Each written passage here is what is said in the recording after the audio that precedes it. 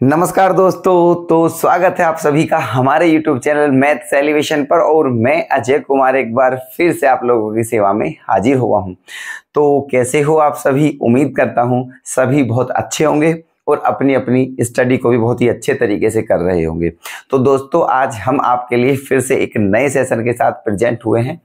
और सेशन क्या है हमारा दोस्तों? SSC CGL के important, most important previous years questions. ठीक है, आप लोगों के लिए बहुत अच्छे अच्छे प्रश्नों को दोस्तों छांट कर ला रहे हैं डेली, है ना। वो ऐसे प्रश्न हैं दोस्तों ये जो SSC रिपीट करती है। ओके, तो चलिएगा आज के अपने नए सेशन पर। ओके, और अपना साथ बनाए रखिएगा दोस्तों, अपना प्यार और सपोर्ट बनाए रखें और अपनी अपनी स्टडी को बहुत ही बेहतरीन तरीके से करते रहें दोस्तों। ठीक है, सिलेक्शन आपका अवश्य होगा, ऐसी हमारी शुभकामना है दोस्तों। चलिए चलते हैं अपने आज के नए सेशन पर। शुरुआत करते हैं क्वेश्चन नंबर फर्स्ट। देखना, निम्नलिखित फिगर दिया हुआ है दोस्तों, ये क्वेश्चन में ही दिया हुआ है।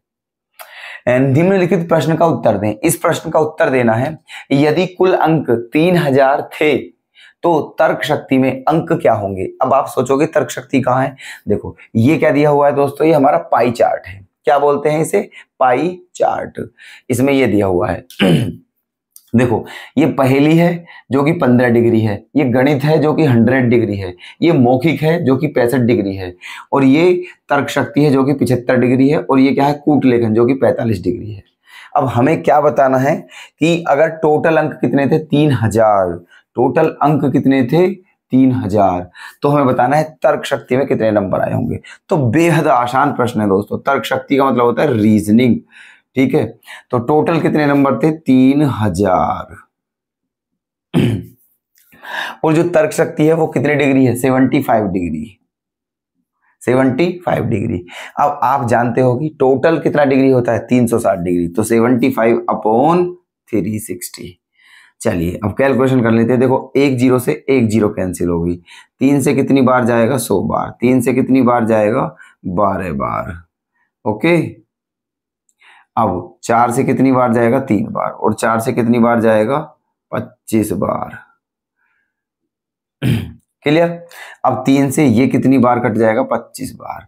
तो बचा क्या है दोस्तों? 25। ठीक है, 25 गुणा 25, है ना। 25 गुणा 25, तो 25 में 25 की गुणा करने पर क्या आता है? 625।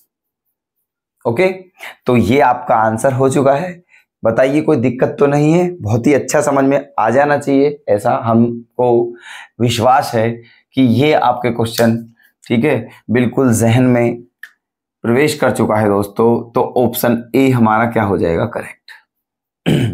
ठीक है, चलिए नेक्स्ट प्रश्न पर आ जाइए। रामलाल अपने माल पर 40% अधिक मूल्य अंकित करता है और इस पर 10% छूट प्रदान करता है, तो इसका शुद्ध लाभ क्या है? ये बताना है।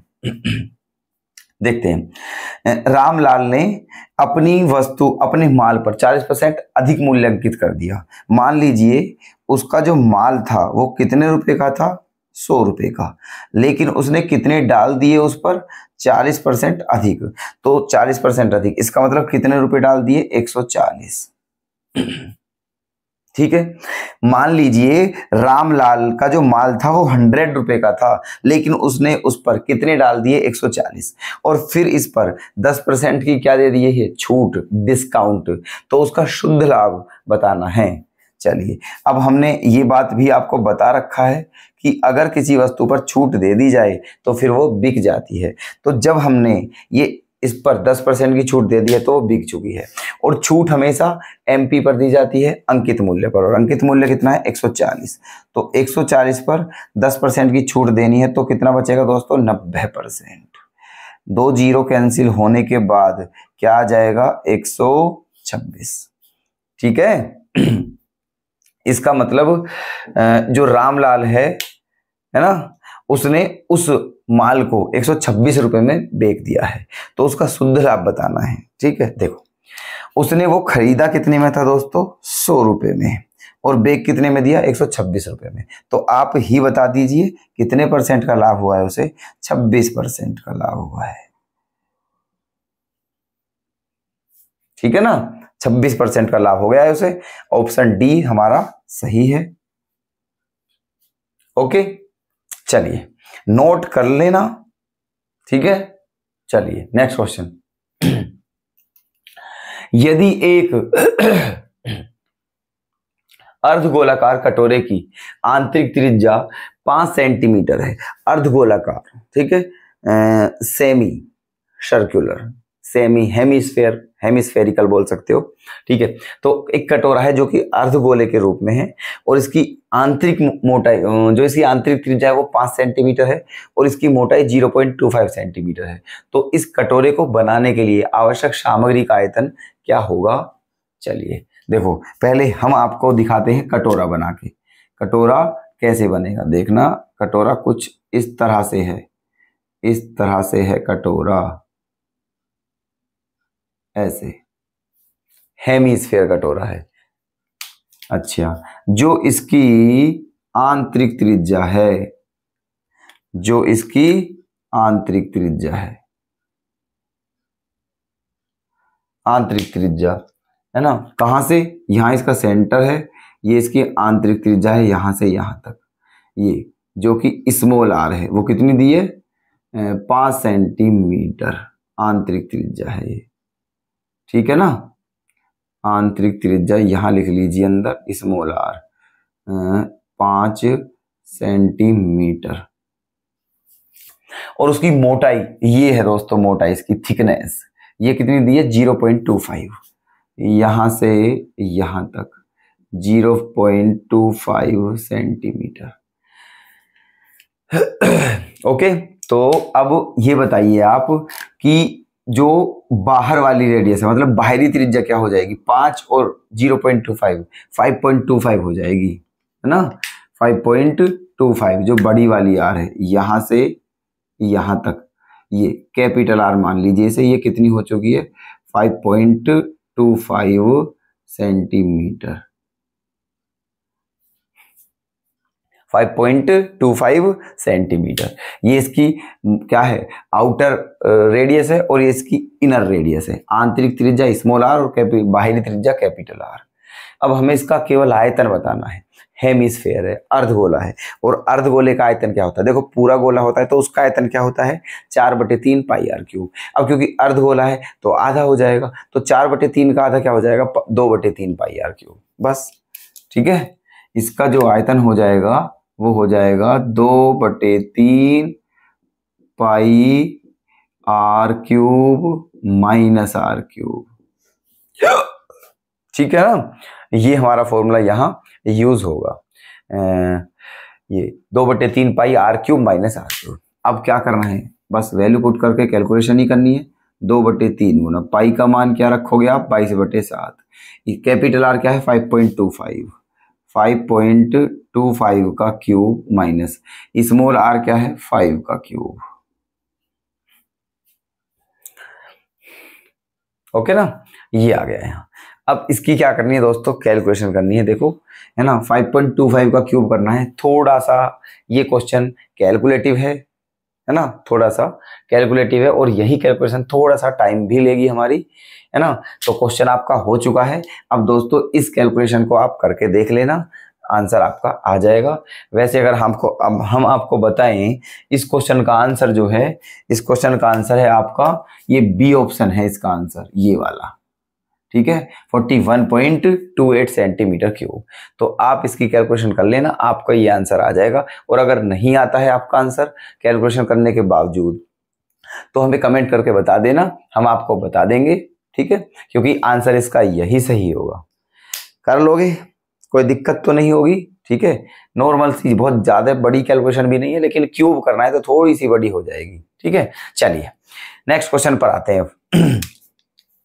क्या दिया है इसमें, एक त्रिभुज PQR है, मतलब एक PQR त्रिभुज है, और Q पर क्या है, समकोण है, मतलब Q पर जो एंगल Q है वो 90 डिग्री का है। और क्या दिया हुआ है, PQ और QR का रेशो क्या दिया हुआ है, 3:4। तो बताना क्या है दोस्तों, sine P plus sine Q plus sine R की वैल्यू क्या होगी। चलिए एक ट्राइंगल बना लेते हैं, वो भी राइट एंगल ट्राइंगल। ठीक है, देखो यहां बना लो, चलो यहां पर ऐसे, ये राइट एंगल ट्राइंगल है, इसको P मान लिया, इसे Q मान लिया और इसे क्या मान लिया, R। क्यों इसलिए माना क्योंकि साफ साफ दिया हुआ है जो राइट एंगल है वो Q पर बन रहा है। और क्या दिया हुआ है, PQ और QR का रेशो, देखो PQ और QR का रेशो 3:4। तो मान लीजिए ये क्या है हमारा 3 PQ, तो ये क्या हो जाएगा 4, 3:4। अब क्योंकि राइट एंगल ट्राइंगल है तो एक ट्रिपलेट होता है। क्या होता है, ट्रिपलेट, अगर हमने कभी आपको बताया भी हो तो। ठीक है, ट्रिपलेट होता है, अगर एक साइड 3 है एक 4 है तो फिर तीसरी साइड क्या होगी दोस्तों, 5 होगी। ठीक है, तो इस ट्राइंगल की तीनों साइड आ चुकी हैं। चलिए अब हमें निकालना है sine P plus sine Q plus sine R, तो निकाल दीजिए दोस्तों। अब साइन पी की वैल्यू क्या होगी, ठीक है, देखो sine P plus sine Q plus sine R की वैल्यू हमें बतानी है। साइन पी की वैल्यू क्या होगी, पी ये वाला एंगल ले रहे हैं। और देखो अगर आपको पता हो दोस्तों, जो भी एंगल लेते हैं हम राइट एंगल ट्राइंगल में, उसकी जो अपोजिट साइड होती है वो परपेंडिकुलर होती है, और जो 90 डिग्री के सामने वाली साइड होती है वो हाइपोटेनस होती है, और जो तीसरी साइड होती है वो बेस होती है। अब हमने एंगल लिया है पी, ये वाला साइन पी, तो पी के सामने वाली साइड का है क्यू आर, तो ये परपेंडिकुलर का काम करेगी। ठीक है, परपेंडिकुलर का। और साइन थीटा बराबर क्या होता है, परपेंडिकुलर अपॉन हाइपोटेनियस, तो परपेंडिकुलर अपॉन हाइपोटेनियस, इसका मतलब साइन पी की वैल्यू आ जाएगी हमारी 4/5।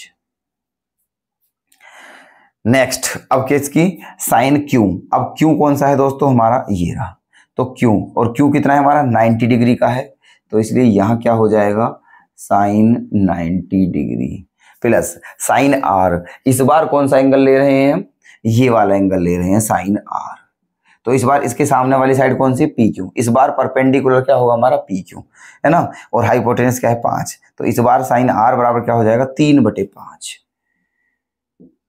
3/5। तो अब क्या है 4/5 प्लस साइन 90 का मान क्या होता है 1, और ये क्या है 3/5। क्लियर। अब एलसीएम क्या आ गया है दोस्तों हमारा 5 आ गया है। ठीक है, तो क्या बच जाएगा ऊपर, है ना, जब 5 एलसीएम आ जाएगा तो क्या बच जाएगा 4 प्लस 5 एकम 5 प्लस 3 और बटे में 5, तो 4 5 9 और 3 12 और बटे में क्या 5। ठीक है, क्या आ गया है 12/5, और यही हमारा क्या हो जाएगा आंसर। तो बताइए कौन सा ऑप्शन करेक्ट कर दिया जाए, ऑप्शन बी हमारा क्या हो जाएगा करेक्ट। क्लियर है। ठीक है, तो उम्मीद करता हूं दोस्तों सारे क्वेश्चन बहुत बेहतर तरीके से समझ में आए होंगे, किसी में कोई भी डाउट होना ही नहीं चाहिए दोस्तों। बहुत बढ़िया क्वेश्चन है और इम्पोर्टेंट भी है। ठीक है, तो चलिएगा अपनी इस क्लास को बस अब हम यही विराम देते हैं। क्वेश्चन नोट कर लेना, और फिर से ऐसे ही क्वेश्चन के साथ नेक्स्ट क्लास में आपसे फिर मुलाकात करते हैं दोस्तों। तब तक के लिए धन्यवाद।